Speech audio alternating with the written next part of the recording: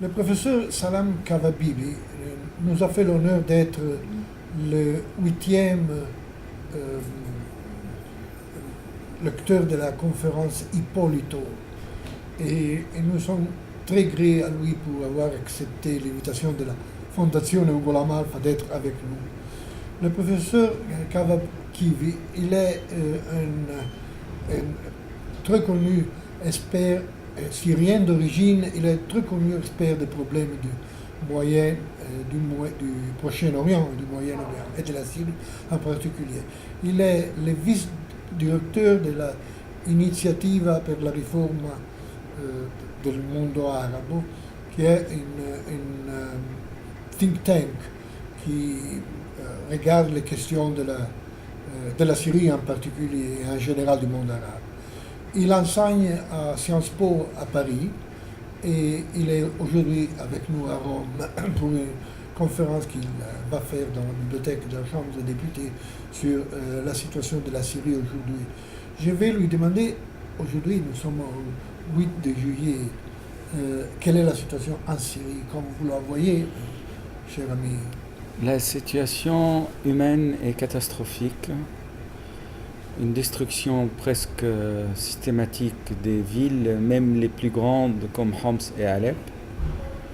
Il y a 46% de l'infrastructure sanitaire qui ne fonctionne plus en Syrie.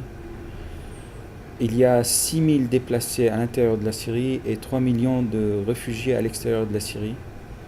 L'aide humanitaire qui parvient aux Syriens est très petite. Elle est presque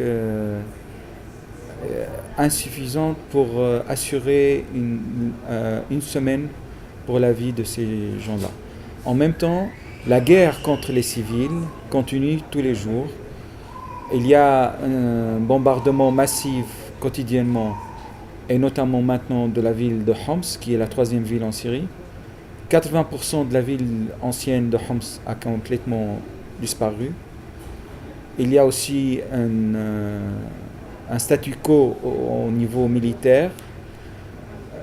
Il n'y a pas des avancées significatives des uns ou des autres, mais il y a une guerre d'usure qui continue tous les jours et en donnant lieu à des victimes et avec un sentiment d'impuissance et un sentiment de déprime à l'égard de l'indifférence de la communauté internationale. Mais comment voyez-vous la position de l'Europe et ce que l'Europe devait faire? Comme je viens de dire, il y a un sentiment chez la population syrienne qu'ils ont été laissés pour leur destin. Alors, notamment les pays amis, notamment l'Europe, se soucient peu de leur situation. C'est leur sentiment. La réalité, c'est qu'il y a des bonnes volontés, il y a des bons discours, il y a des bonnes déclarations, mais rien ne se concrétise. Il n'y a pas de processus politique clair, il n'y a pas une tentative européenne de jouer un rôle important. L'Europe suit toujours la volonté des États-Unis. Comme vous le savez, il n'y a pas une politique étrangère européenne. Il y a maintenant 28 pays, 28 ministres des Affaires étrangères, 28 différentes politiques étrangères. Et bien entendu, cela ne joue pas du tout en faveur de trouver une solution pacifique ou autre pour la Syrie.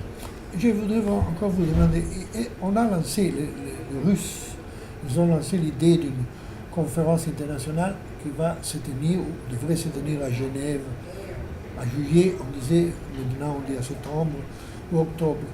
Comment, à laquelle idée les Américains ont accepté l'idée? Comment voyez-vous cette idée?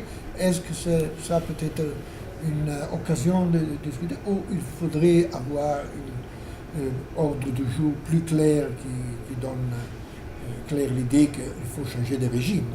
Quelle est votre impression? Le problème de l'initiative de Genève, comme vous dites, c'est une diplomatie russe qui l'impose à la diplomatie américaine.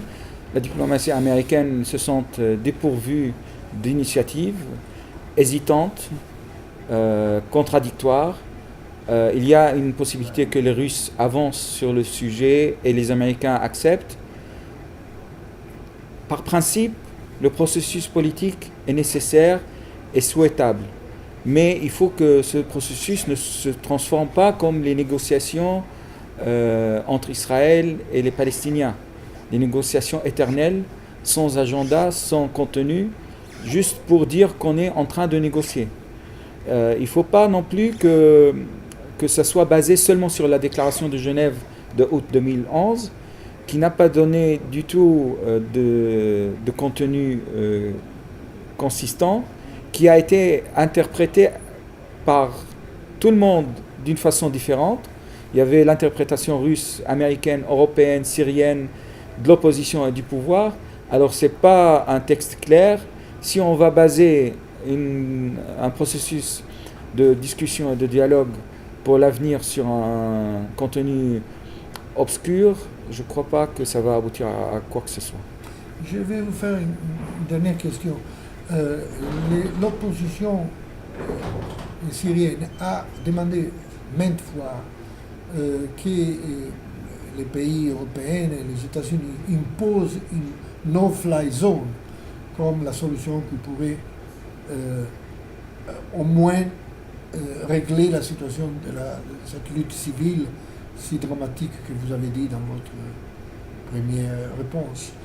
Est-ce qu'il y a encore une demande qui vient faite de vous que vous pensez va être nécessaire ou quelle est la... L'opposition politique syrienne continue à le demander et l'opposition militaire syrienne aussi. Par contre, quand on observe l'attitude européenne et aussi l'attitude américaine, et surtout l'attitude américaine, on pense que c'est un souhait qui ne sera jamais réalisé. Pour maintes raisons, et notamment pour des réponses souvent techniques avancées par les Occidentaux. En même temps, le bombardement quotidien par l'air cause des centaines et des milliers de morts. La question que pose le Syrien lambda, c'est que pourquoi on est intervenu assez rapidement en Libye et on laisse les Syriens mourir sous les bombardements. Bien sûr, et la réponse très ordinaire et stéréotypique de la population, c'est parce qu'il y avait des intérêts en Libye, il y avait le pétrole en Libye. Ce qui n'est pas vraiment la réponse, mais il faut voir aussi l'opinion publique, qu'est-ce qu'elle pense. Il faut l'écouter et essayer de la convaincre que c'est beaucoup plus compliqué dans le cas syrien, mais en même temps, dans l'absence de l'aide humanitaire réelle, dans l'absence d'une volonté politique aussi concrète, toute politique européenne ou occidentale est interprétée comme sorte d'indifférence et aussi ce que les Syriens sentent que les Occidentaux adoptent la politique wait and see. Bon, je vous remercie beaucoup pour cette précis que vous avez donné et j'attends avec impatience la conférence que vous allez faire dans quelques minutes. Merci. Cher ami.